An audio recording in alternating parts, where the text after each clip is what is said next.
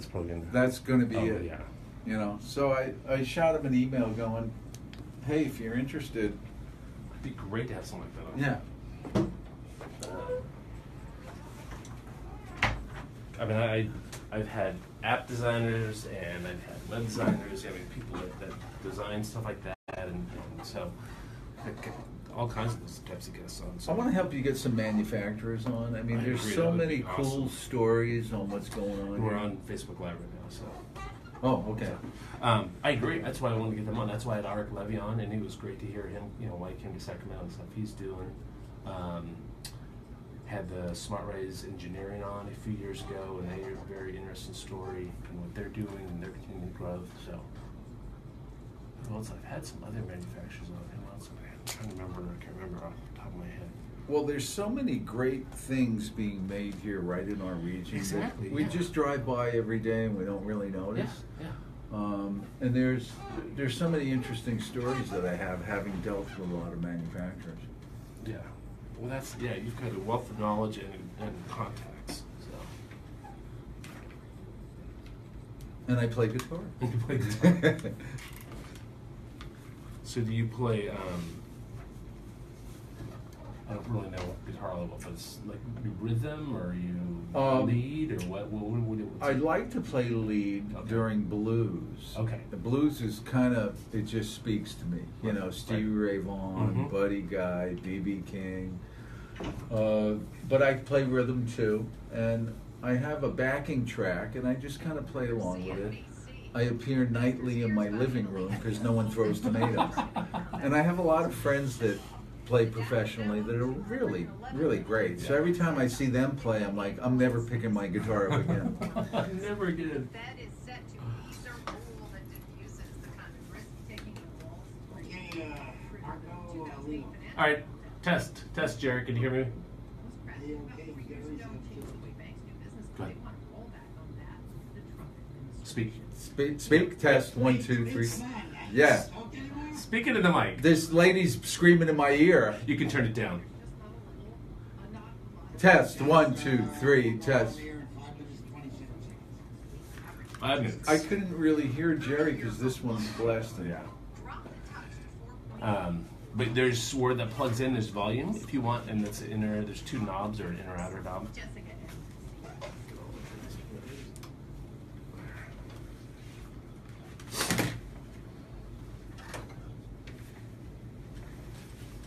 Oh, there we go. Got it.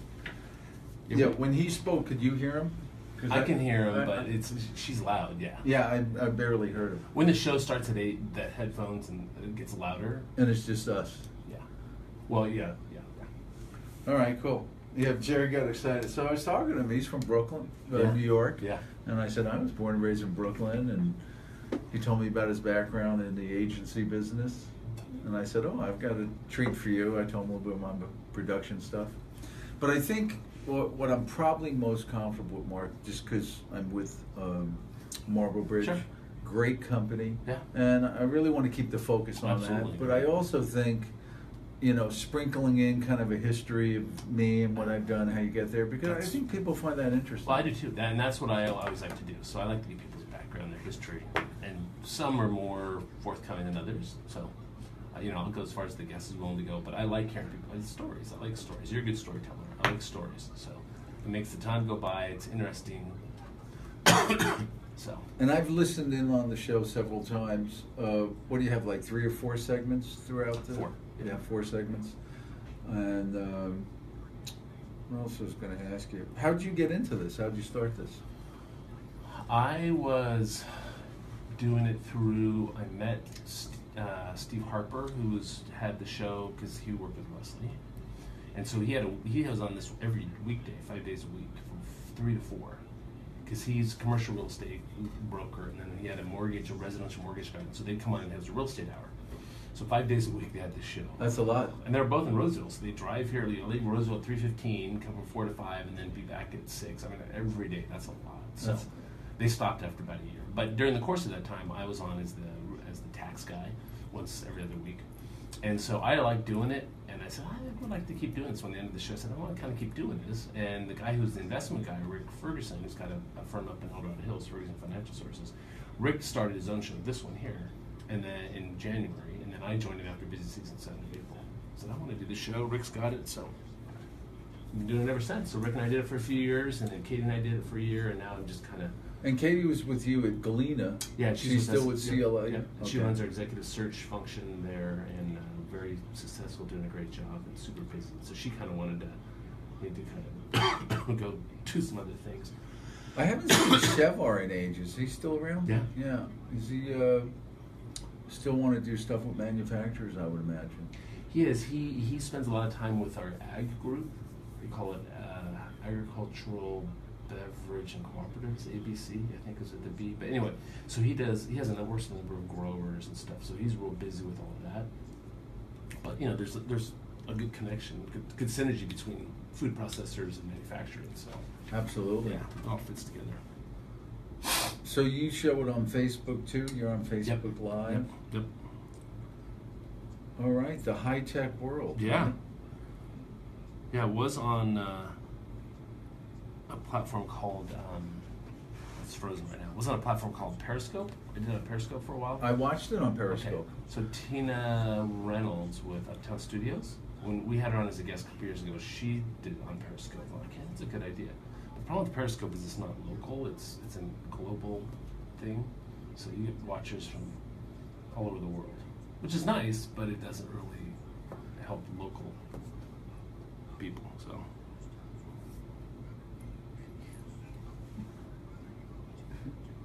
Jerry's quite a character. I like Jerry. yeah, he's a good guy. And I went up and down the halls. I've seen different stations Mhm. and different shows. Yep. I think there's 4 that recorded one time here. So.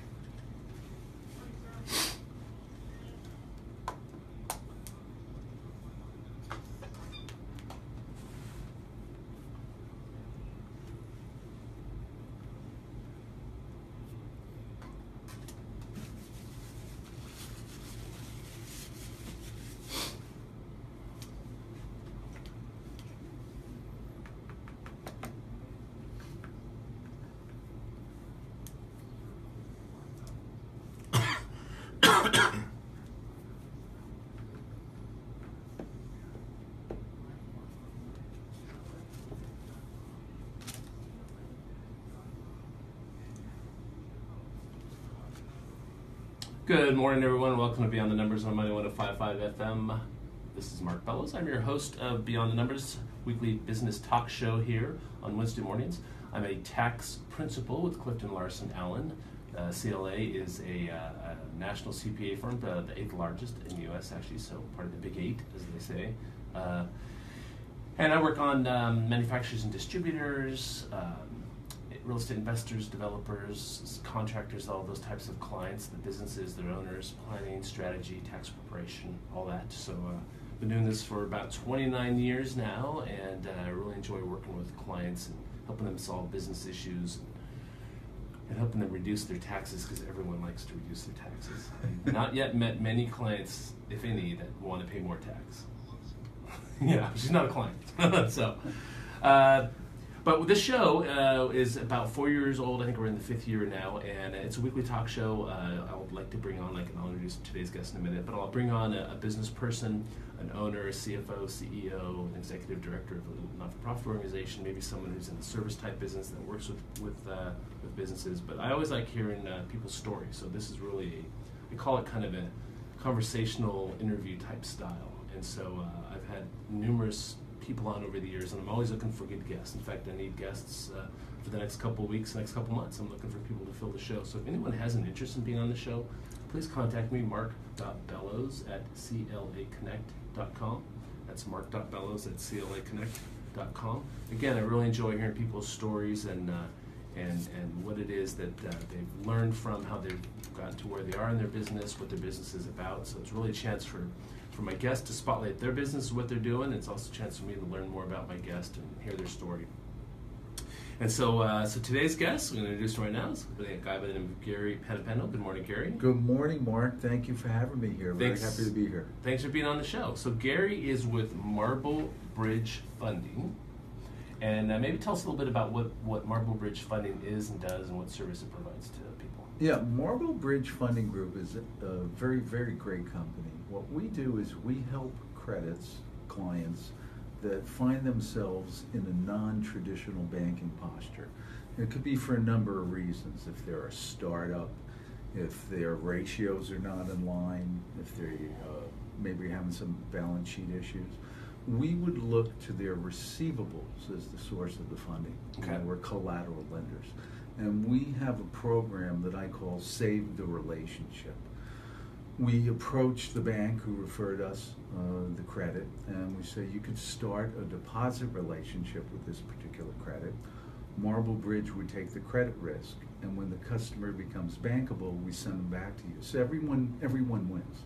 And what will happen often is that someone will go to a bank and say, hey, I need money, I'm trying to expand my business, start my business, grow my business. And so they work with whoever it is at the bank, the banker, let's say, and he or she says, oh, you know what, you're just not going to meet our credit requirements. Our credit, the credit department's just going to say, sorry, you're not going to meet it. So then they would say, hey, what can we do to get financing?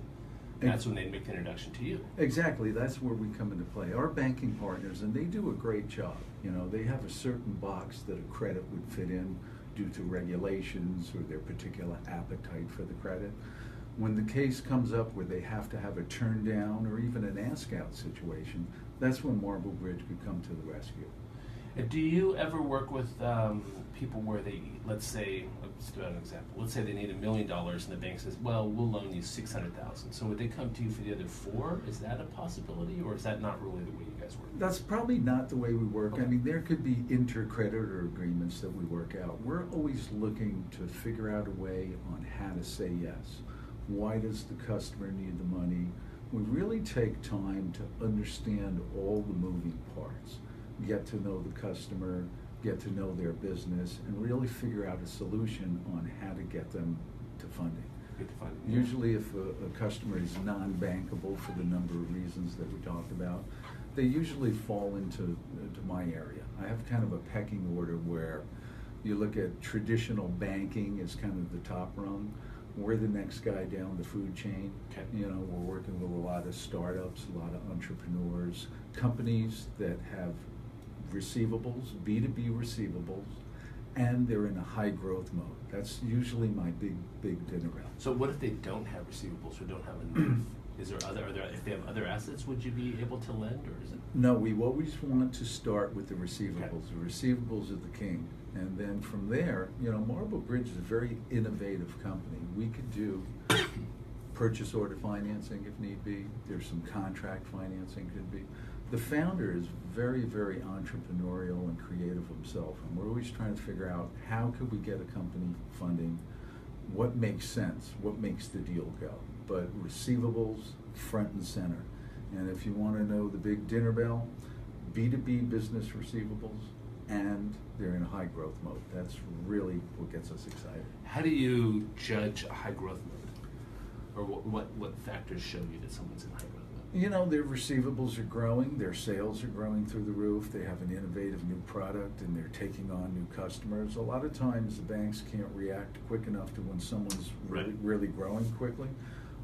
So we're all primarily receivable driven. If a company is doing $100,000 a month and all of a sudden they're up to 500,000, 600, and $1 million, that high growth trajectory, receivable financing, also known as factoring, is a great mechanism to meet that demand and help keep the company going. Because as we know, cash flow, that is the lifeblood of any a business. Yeah. Any business. Yeah. So what are the timeline that typically a person will have to repay? Well, this is different than, say, a term loan or a line of credit that a traditional bank would use. This is more of a transactional financing. What we would do is we would look at a specific invoice and we would advance a certain amount against that invoice, typically 80%. And depending on how long that invoice is outstanding, we'll take as a fee a discount off that invoice. Okay. You don't want to look at this as an annualized percentage rate. You want to look at this as more of a transaction by transaction basis. And it's just a little discount off your cost of goods sold. Excuse me, frog in the throat this time. Yeah. It's a little discount off the cost of goods sold. Yeah, the discount off the cost of goods sold. And really the value is the opportunity cost. Let's say we had Mark and Gary's guitar company. Okay. And see, we're going to go to commercials. Yeah, soon, we can get started on it. Yeah. Tee it up, and if we don't get there, we'll take it back to commercial. Say we had Mark and Gary's guitar company. I use guitars because I love playing my guitar. Right. And, we're new in business, and we have sales, and we just got a big order that we filled to, say, Guitar Center. We sold $1 million. Well, Guitar Center wants 30 or 60-day terms. Right. But you and I are saying, boy, we have all this money tied up in that order. We would love to have some more money to fill additional orders. That's really when the receivable financing comes into play. Okay. Good. Well, we are going to go to commercial. We're talking with Gary Panepinto with Marble Bridge Funding Group. You listen to Beyond the Numbers. We'll be right back. All right. Let me get some water. You got yours? You want more? Yeah, I'll get a little more. I'll go with you. Good? My show isn't just about left and right, Democrats versus Republicans, liberals fighting conservatives. The Mike Gallagher show is about life, family, friends, how you're going to pay for your kids' college, what information you need to get that promotion, how do you help your fellow man. It's also about standing up to power, whether that's the senator who's handing out favors to big donors or the race hustlers who divide us. Follow the Mike Gallagher show at Facebook or Twitter at Radio Talker Mike and online at MikeOnline.com. It's the Mike Gallagher show. Catch my show weekday mornings at 6 here on KSAC. Money 105.5 FM. As a decision maker of a closely held business, your responsibility goes beyond the numbers. You can't afford shortcuts or mistakes. Mark Bellows, CPA with Clifton Larson Allen, provides the insight you need to capitalize on opportunities, avoid pitfalls, and sustain organizational growth. Mark has over 25 years' experience providing guidance to businesses, families, and individuals. Call Mark Bellows at 916-784-7800 to schedule an appointment. 784-7800 or at mark.bellows.com. Come on, we can get back to the show.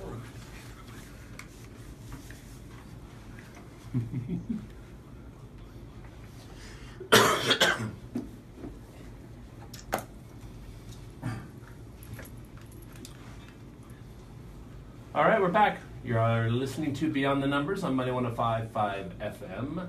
Also on Facebook Live. Good morning, Facebook. And it'll be on YouTube later this week. As I mentioned, this is a weekly business talk show. I like to talk with various guests, bring on about their history, their story, the business's story, that sort of thing. And I'm always looking for good guests. So if anyone has an interest in being a guest or thinks they know someone who would be a good guest, I've had many referrals, and Gary himself has referred some people in. That'd be great guests.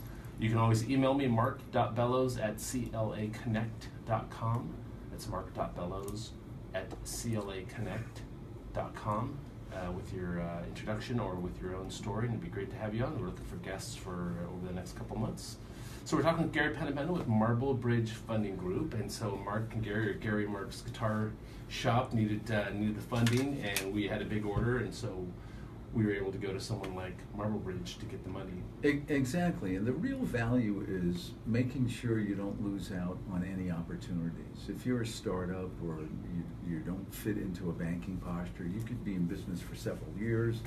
Maybe you've had a bad quarter, you have some issues on your balance sheet. Whatever makes the bank say no, that's where we usually step in. So back to Mark and Gary's guitar company, we filled a big order. Instead of waiting 30 or 60 or even sometimes 90 days to get paid, Right. It's a lot of time to have the cash tied up. Marble Bridge can provide that funding for you, and then we use that money to fill new orders, and the cycle continues. So we're not waiting for our customer. The Mark and Gary's guitar company would call that the account debtor to pay 30, 60, 90 days. We have the money now, fill new orders, and the process keeps going and growing, and we're making a lot of money and hopefully some great guitars and good music. Absolutely. So, so you've been with Marble Bridge for a little while, a few months, but why don't you take us back, maybe, what did you study in college and first jobs and all that sort of thing? What an eclectic background and the story we're in for. So I went to San Diego State. That's very where my middle daughter's going right now. Yeah. Finished her freshman year. And I went there myself, so great school. Beautiful school. Know a lot of folks up here. Where did you live when you were down there? I lived in Zora Hall in the dorm. Okay. And one of our roommates was the great Tony Gwynn, who played for the Oh, Padres. really? Yeah. Wow, he's actually my favorite Padre of all time. Yeah. The greatest. Was such a great guy. Wonderful guy. Yeah, So, believe it or not, when I was in San Diego State, I was studying sports medicine, which I always kept as a personal interest. I work out and I try to stay healthy. Right. But never really went beyond as a trainer in college. I would tape up the athletes and giving them nutritional advice and working out. But my real passion had been producing, writing, directing TV shows, and I was always hanging out around TV studios, Right. learned to work video cameras, learned about f-stops, always had the ability to have my right and left brain, Yes. clicking. Yeah. And for a good time, when I moved back to the Bay Area, I did a lot of shows. I did a lot of work with some 49ers, Joe Montana, Roger Craig, Dwight Clark. And I did that for a long time. The challenge is that 1 month you make a fortune, and in the entertainment business, then you Yeah. don't work for 2 months Right, or 6 months or Yeah. a year. So I was working for a transportation company as a business development officer. And one of the operational managers said, "Oh, we factor our freight bills." And I'm like, "Factor your freight bill?" He might have well been speaking Greek to me. I didn't Sure, know what he sure. meant. And this was way before internet or Google. So what did I do? I ran to the library and cracked open a book. Right. I mean, that's how you did it. Yeah, back then. back in the day. And I read about receivable financing and factoring, and I said, what a marvelous mechanism to help businesses that find themselves not traditionally bankable for a number of reasons. Like we said, it could be a startup, could be a few years in business, but they're not quite profitable, their ratios are out of line, whatever the reason was. I thought, what a great mechanism to help companies gain financing, Yeah, because yeah. cash is the lifeblood of Yeah. businesses. So I worked for a few companies in the Bay Area, and then went to work for some banks. And then I was getting a little bit of, as they call it, lender fatigue, right? And I wanted to always get close to American manufacturers. I'm Right. a very good supporter of American manufacturers. I get very upset when not only a company leaves the country, but even if they just leave California, I don't like that. And there's so many wonderful companies throughout the area in the manufacturing business. Excuse me. Absolutely, I was yeah. very fortunate to work for a company called Mannix, which is based in San Ramon. And they're part of the Manufacturing Extension Partnership Program. And my job was to go out to meet manufacturers and offer them consulting services to make them more efficient. And I was absolutely loving it, working with the manufacturers, getting to know tons of manufacturers. And I did that for a few years. Right. But, you know, funding's in my blood. I've always loved helping companies, and I enjoy meeting a company, getting to know the owners, getting to see all the moving parts, and really bringing some value to them. And what we do at Marble Bridge Funding is exactly that. I help the referring bank where they could start a deposit relationship with the company instead of, you know, no one likes to get turned down and say no. So if the bank has kind of a flashing yellow light option for them, Right. it's very helpful to the credit. So the bank starts the deposit relationship. I at Marble Bridge can take the credit risk, and then we work in tandem as the company moves along. You know, we stay in our lane. We know companies are going to be with us for 12 months, 24 months, maybe a little longer, some less. It all depends. But once they get in, So that's the typical lifespan when you guys work with the clients. it can be. It's all over the board. Right, but right. but typically, once a company becomes bankable, Yes. we're encouraging them Go to the to bank, go yeah, back to the bank. You know, we stay in our lane. We're very good at what we do. Collectively, the company has over a century of experience doing this. I've got 20 plus years doing it. So we really try to help companies. We work very hard to deliver what the customer needs, making sure that they're on the right path, and we move them towards a bank. You know, we stay in our lane. Right, right. So, your customers, though, I mean, they use you, your services anywhere from 12 to 24 months, you said, and then of course they hopefully at that point become more in line with the bank or whatnot.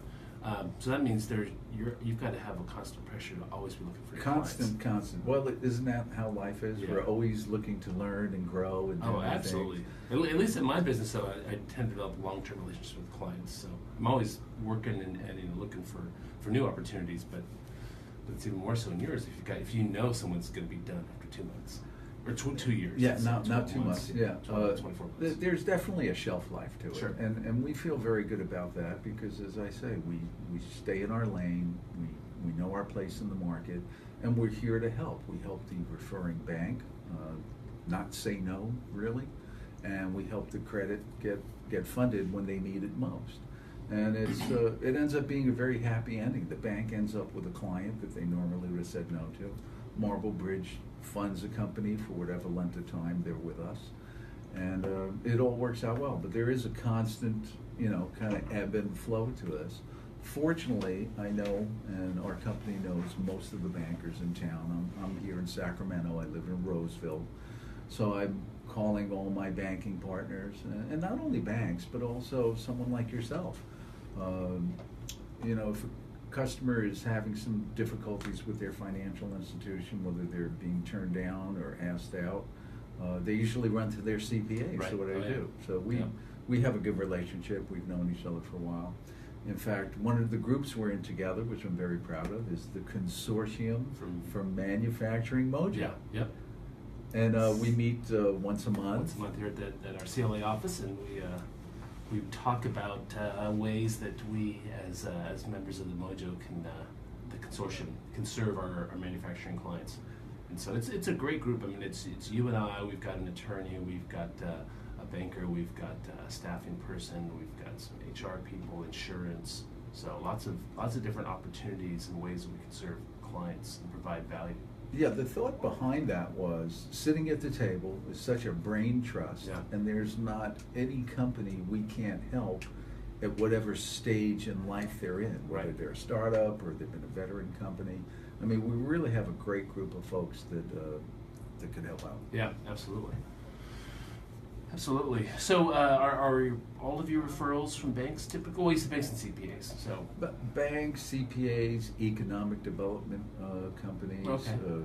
Chambers. I mean, anyone who's exposed to a company that's looking for funding that has not met a traditional banking criteria. Mhm. And again, the big dinner bell have to have commercial AR, B2B AR, and in a high growth mode. I hear those two things and I perk up like I'm at an Eric Clapton concert. It's Yeah. there's opportunity there. There's And even definitely with, opportunity. Marble Bridge. So, how did you decide to start working with Marble Bridge? Well, I've known the guys for a long time. Over the years, I've actually referred them. And I called Andrew and Adam up one day, my co-workers, and I said, guys, I'm really looking to develop, the Sacramento, Reno, Central Valley, Redding, Chico market. Right. And they hadn't had anyone up here, and I've been in this area for a long time. Yeah. And I was fortunate enough where they welcomed me on board. And I've been with them just a little over a month, already working on several opportunities, always looking for more. And it's just really a great company. I've known a lot of the competitors. I've known the market fairly well. And one of the unique things about Marble Bridge, even though at the core we finance receivables, but Paul, the founder, he's a very entrepreneurial guy. I mean, I fell in love with him the first time I met him. Yeah. And I was like, Paul, what makes you guys so different? And he said, Gary, we could do some other things that most finance companies won't do. We could do internally purchase order financing. Again, we always have to have the receivables Right, at the right. forefront, but we could do purchase order financing, there's contract financing. But more than just the dollars and cents, it's the real culture. I mean, it's a family-run business. Every one of the employees are embraced as family. When we have credit committee, everyone is sitting on the credit committee, talking about the transaction, adding value, making it better. I mean, it's just a wonderful, wonderful experience. Yeah, it sounds like it's always a good, the company culture, as they say, can be really important, both for the experience that the employee gets and for the longevity and reducing turnover, all that type of stuff. It can really go a long way. Absolutely. I mean, Andrew's been with the company 18 years. Andrew, I think I'm correct on that. Adam's been with there 9 or 10. I mean, a lot of long-term veterans. And it really is the culture. It's not just a dollars and cents Right, thing. right. And that all comes from Paul's doing, which I commend him on that. So do you go as far north as Reading? Oh yeah, we could handle 11 Western states is usually our bailiwick. I mean, Andrew was telling me the other day that he has some customers back east, some in Texas, but 11 Western states is kind of our bailiwick.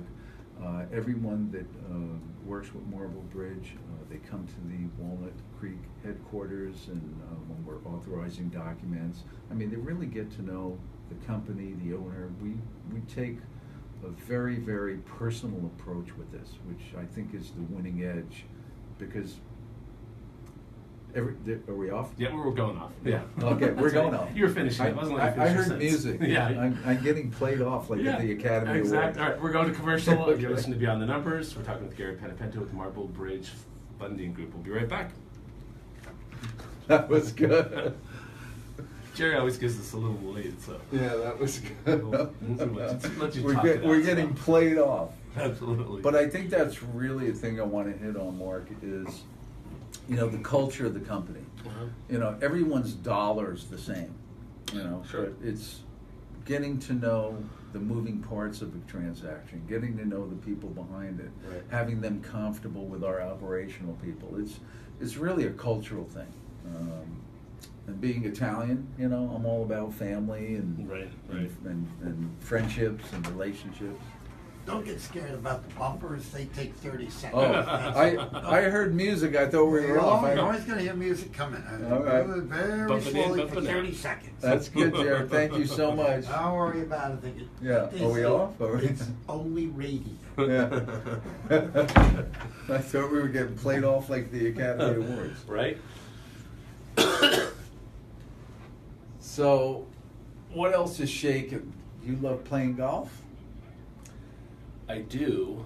I wish I was better at it, but the problem too with that is that I'm not willing to go invest the time. It's priorities, right? I mean, busy life, I don't go spend a lot of time practicing, and then I go play and go, shit, I should be better. Shit, I should be better. And then I go golf and not, and then, so. Are you a golfer? No, you're not. I drive the cart better than anyone you'll ever see. In college, I got addicted for like a minute where, Where did you go play? there was this Like little Mission 3-par Bay or something, course. I forget the name of it. And it was just a blast, man. And I got in with a group of friends, and it's like you get up in the morning, I want to play. I've never seen anything like it. It can be that way. But then that faded. That's good. It faded. What years were you down at San Diego State? 87 to 89. Okay, so I left in 80, so I was there a lot before you. Remember what Alfred Hitchcock told Farley Granger when they were shooting Strangers on a train? And Farley Granger was really nervous dealing with Hitchcock. And he did something wrong. He said, "Oh, Mr. Hitchcock, I'm so sorry." And Hitchcock said, "Easy, my boy, it's only a movie." It's only a movie. That's so perfect. That is so perfect. Jerry's a find, I'll tell you that. Yeah, he's a good producer. He does a great job. He's got a lot of experience too. So, and did music radio for a long time, and now does a lot of this. And So how do I help you some more, pump up your ratings or find you some better guests, and It's the key. I think it's just the guests, because the guests draw the listeners in, and the repeat listeners, right? So.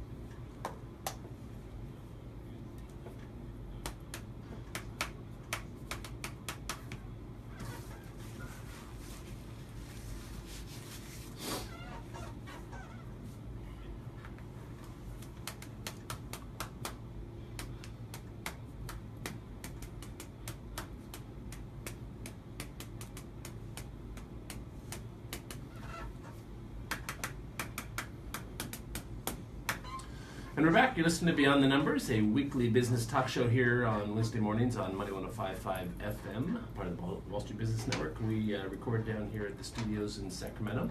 My name is Mark Bellows. I am the host. I am a tax principal with Clifton Larson Allen, and this show is dedicated to talking with business people about their businesses, about their experiences. We get all types of entrepreneurs and business owners, CFOs, CEOs, executive directors of not-for-profit organizations, those types of individuals, and it's really a conversational interview type style. And so I'm always looking for good guests, and in fact, I'm looking for some for the next couple months. So if anyone is interested, please email me, mark.bellows@calaconnect.com. Again, it's mark.bellows@calaconnect.com. And I have one of those interesting guests on today, Gary Panepinto with Marble Bridge Funding Group. If you want to get a hold of Gary, excuse me, I got one of those frogs. His excuse me, the cell phone number is cell phone number 916-765-4279, or Gary with one R, Gary at marblebridge.com. And Marble Bridge Funding Group, their headquarters or corporate office is Walnut Creek. Gary works out of the Roseville office.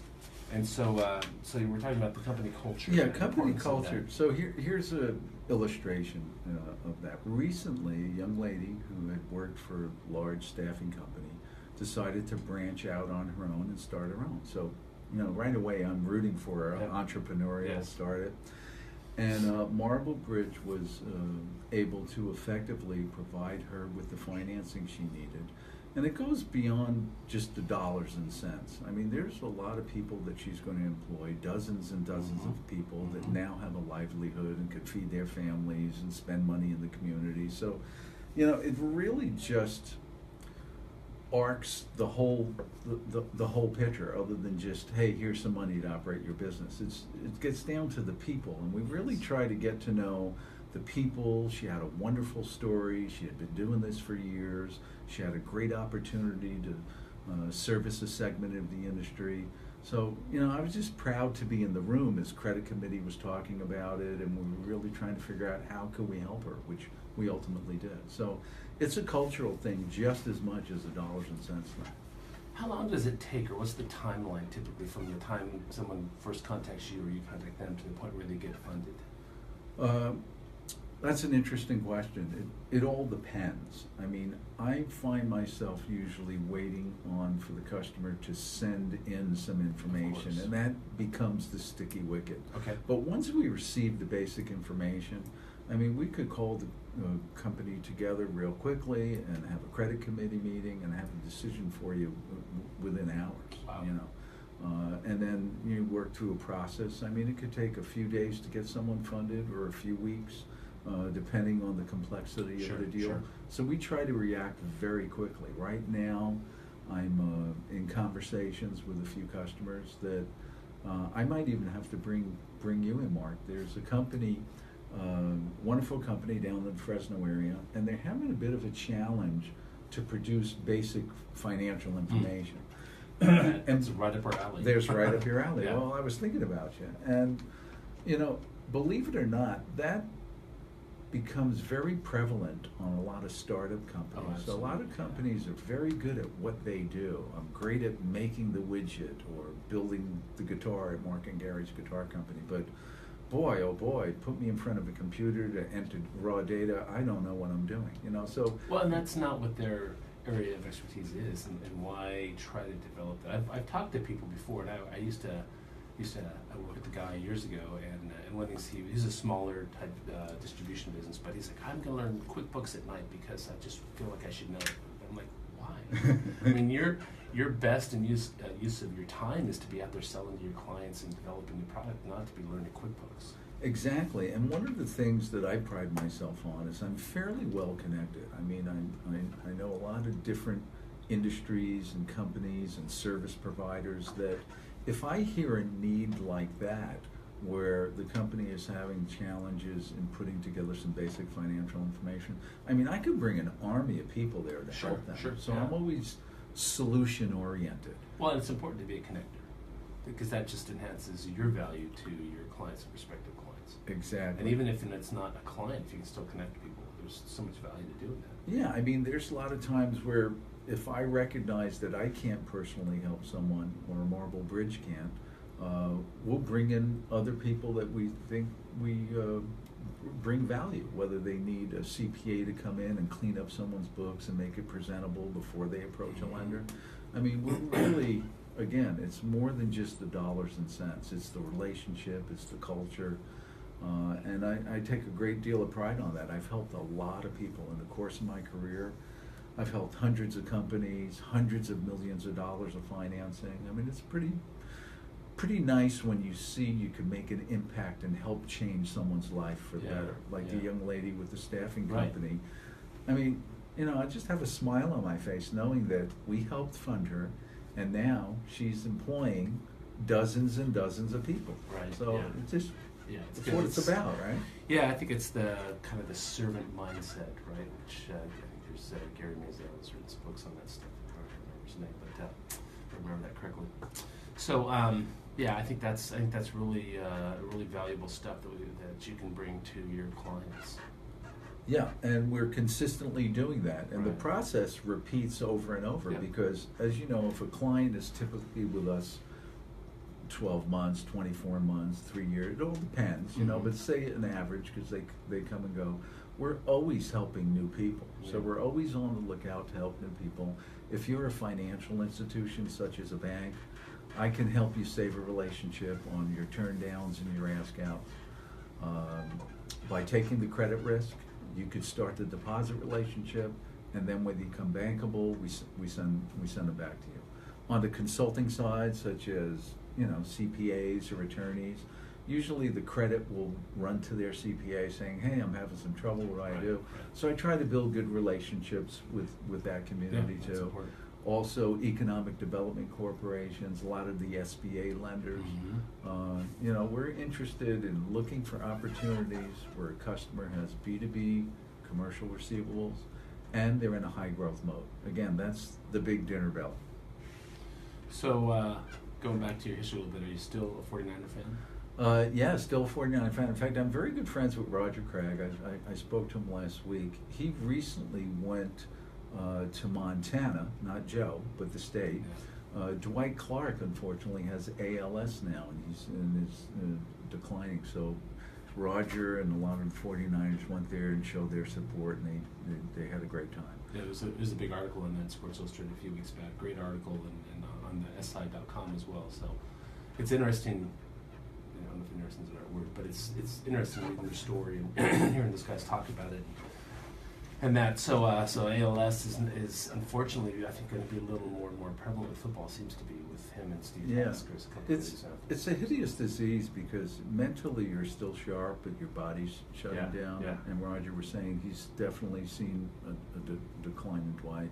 I had the good fortune of working on a show where I produced and directed. The Dwight Clark show was a pilot that never aired, and Dwight was just a wonderful guy. You know, just Roger too. You know, you meet some of these guys and you see them and their accomplishments on Yeah. the field, very impressive. But more importantly, it's off the field. You learn so much from them about persistence and really helping people. You know, it's the full package.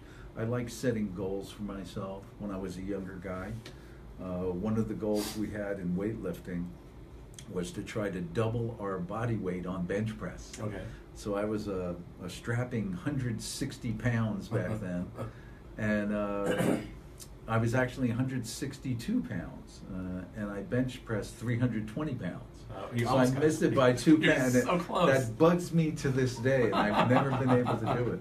But it was a good lesson in, setting a goal and just really being persistent about moving the ball forward to do it. And Well, and that's so important in business. That's so important in business. I mean, you talk to successful people all the time, and that is such a big component of their success. Is you set the goal. You don't just go out and willy-nilly choose things to do necessarily. I mean, you set a goal and you work towards it.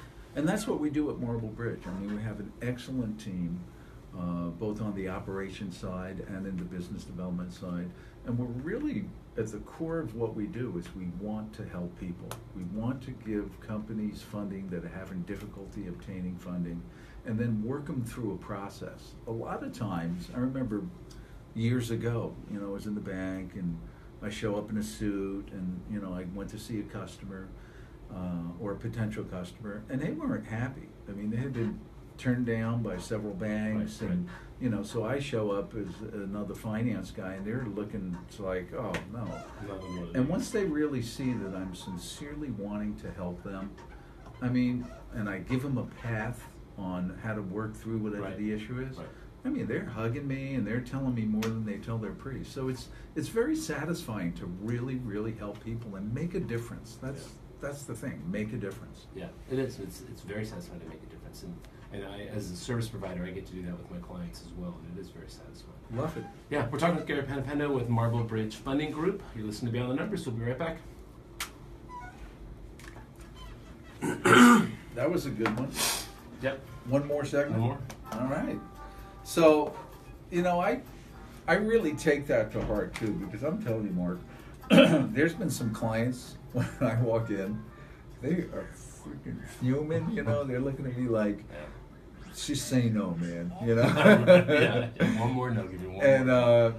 And my ability is I really try to, and we could get into this when we go back on, I really try to listen very well and understand the moving parts and see what the challenges are and how do we fix it? How do we address their point of pain without just saying that as a general statement, but really making a difference and making something happen?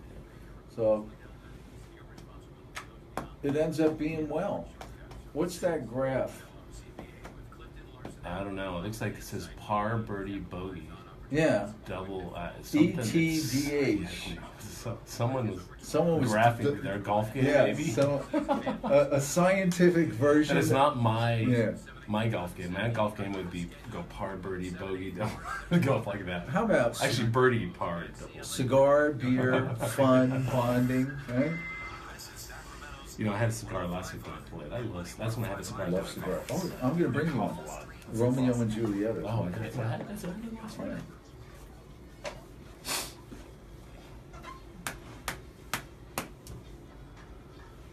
And we're back. You're listening to Beyond the Numbers, a weekly business talk show on Money 105.5 FM, also on Facebook Live, and a video put on my YouTube channel, my personal YouTube channel. I've got a whole backlog of videos on my YouTube channel. Very interesting. All the guests we've been doing over the last couple of years that have all been on Facebook Live, and so feel free to look that up, Mark Bellows or Mark A. Bellows, one or the other. But you can find me there at my YouTube channel. You can see all the guests we've had in the past. It's been a real good mix of business owners, business men and women that are involved in businesses, entrepreneurs, lots of entrepreneurs like our guest today. So, and I'm always looking for good guests. I'm in need of some guests over the course of the next couple of months, the summertime. So if you're interested, please email me, mark.bellows@claconnect.com. And we can talk about being a guest on the show. And my guest today, Gary Panepinto with the Marble Bridge Funding Group. If you want to get a hold of Gary, if you have questions, or you think you have a need, or think Gary might be a good fit for you and your business, or you just want to talk to Gary about playing the guitar, 916-765, or the 49ers, 916-765-4279. That's Gary at marblebridge.com. Yeah, thanks, Mark. Happy to be here. So, back to kind of the making a difference thing. This is something I've always taken very seriously. You know, I know a lot of folks in business, and I really try to listen to what their challenges are and come up with a game plan and appropriate solutions to kind of ease their points of pain and make a difference. You know, that's really what I've always tried to do. Always. You and I both are in the pain relief business. Yeah, we're in with our clients. We're in the pain relief business. In fact, I recall meeting one of the big chip manufacturers in town, and you were trying to meet them, and I happened to have a relationship, and I knew you could help them because I knew some internal things that were going on in the company. So we're always looking to leverage our relationships, make a difference, help a customer, and it's very, very rewarding. I get a kick out of it. Yeah, I do too. So maybe let us know, if you could, some of the business lessons you've learned over the years. Like, for instance, I don't think of, in my own life of things as failures. I always think of them like opportunities to learn. So, but maybe you think about it differently. But have you had those kind of, you could come to mind? I mean, maybe share some of those with them. Absolutely. I mean, there's probably millions of them. Right? I think the main thing I learned was you really have to listen well. You really want to understand all the moving parts and what's going on in a certain situation. Stephen Covey, right? Seek first to understand, and then you understand. Did he steal that from me, or did I steal it from him? Probably stole it from you, I'm sure. Okay. But you're right. It's so important to be a good listener.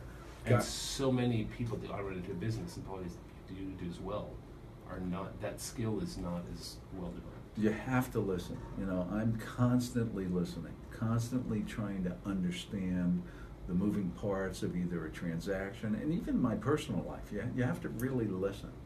And then the second thing I do is I say, okay, do I have the certain set of skills to help what the problem is, what's addressed? And if I do, I go to work on that. If I don't, then I start thinking, well, who do I know that could help this? You know, I've never been the smartest guy in the room. I'm not the dumbest either, but I always want to know the smartest guy in the room, because then I could bring that person into the equation. Yeah. You know, so I'm really big on listening and listening well, and then figuring out what can I do to add value to make a positive difference. You know, it's just been a core theme through my whole career, business-wise and professionally. Yeah. You know, and then I think I get the listening skills. I'm always trying to. One of my favorite guitarists, Joe Bonamassa. I don't know if anyone's had the chance to listen to him recently, but I mean, you just marvel at what this guy does. And I listen. I'm always listening and trying to mimic it. Right. And sometimes I hit it right. Other times you put the guitar down and say, I'll just listen to it. Yeah. That's good. That's good. So you are a guitar player. How long have you been playing? I appear nightly in my living room. No one throws tomatoes. Yeah. But it's just more of an enjoyment thing. I mean, after a long, hard day of work that could be stressful, you know, I traveled a bit up and down Reno, Fresno. Oh, yeah. So at the end of the day, I really like just kind of picking up my guitar, and I have backing tracks. There's tons of backing tracks. You just kind of play along with it. Or YouTube's wonderful to learn new songs. Yeah. And I think it appeals to my sense of, creativity, but also helps me relax. Mm-hmm. And it's a learning thing too. I'm always on the hunt to learn new things and better myself. So when did you first pick up a guitar? As a kid, you know, my brother Tony and I used to play, and then I put it down for many years, and then I'd say about 10 or 15 years I picked it up again and started getting a little more serious about it. I have a lot of friends that play professionally, and once I hear them, you know, you want to put the guitar away. Yeah. But I usually pick it up and just try to learn from them and just have a good time with it, have fun. I'm all about learning, growing, making a difference. Every time I see young people, I always encourage them to play guitar. If I see someone having a bad day, I have on my iPhone just my library of little clips and licks that I've done, and I'll say, hey Mark, look at this iPhone, what's going on here? And I'll hit the play, and you hear the music immediately starts smiling. Yeah, so I just try to bring some joy to people. Yeah, do you like going to live shows? Yeah, recently I went to the Powerhouse Pub in Folsom. Yeah. And on Sunday afternoons, about 3 o'clock, they have different blues bands, and I'm a big blues fan. And they had this young man who I saw years ago was doing a Stevie Ray Vaughan tribute. Oh, nice. And this guy was on the money, note for note. It was just so enjoyable, you know, just blowing off some steam, listening to some great music. So that's kind of my music background. Nice. So you're some of these the unaired clips of your interviews and your show that you did back when, is it still available on YouTube or? You know, a buddy of mine, Bob, who was actually the associate producer, he just recently put the Dwight Clark show that we did on YouTube. Okay. Because I have the old, I'm dating myself now, the 1-inch edited masters. This is when everything was on videotape. Yeah. And he happened to have a VHS copy. Wow. And so he had it done somehow and had it, Yeah. he put it up. So I just recently saw it again, having not seen it in many years, and I got a kick out of it. It was kind of fun nice to watch. So Marble Bridge Funding Group, we've been talking about with Gary today about the various things that Marble Bridge is able to do. Do you get repeat customers? Sometimes, you know, there's such an interesting cycle in life, you know, in a business life. There's a startup, there's a company that's swimming along nicely, maybe they had a dip sometime, then they recover, so it all depends on when we catch them. We definitely want to be helpful to them. We pay attention, we listen, we're entrepreneurial. I'm a big fan of always rooting for the entrepreneur to get them funding because, as we know, said it before, cash is the lifeblood of business. Yeah.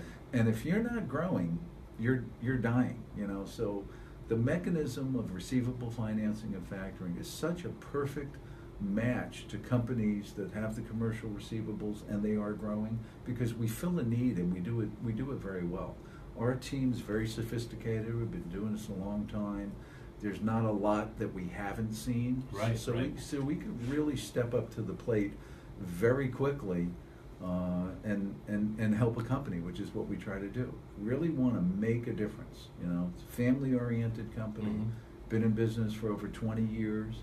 And we have lots of relationships, and we want to continue to gain more relationships and just help people. Is there a certain type of business that you guys tend to work more with? As long as they have commercial receivables and they're growing, that's the first interval. But we could do manufacturers, distributors, service providers, construction. Not a lot of people do construction because of the progress billing. Right.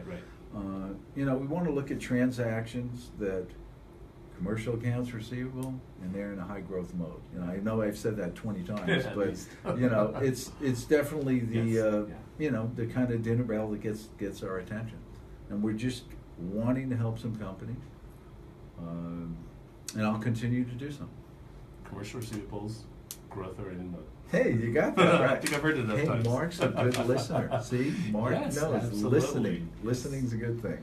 So we've been talking today with Gary Panepinto, Regional Manager with Marble Bridge Funding Group. If you want to get a hold of Gary, his cell phone is 916-765-4279. His office is in Roseville. The corporate office of Marble Bridge is in Walnut Creek.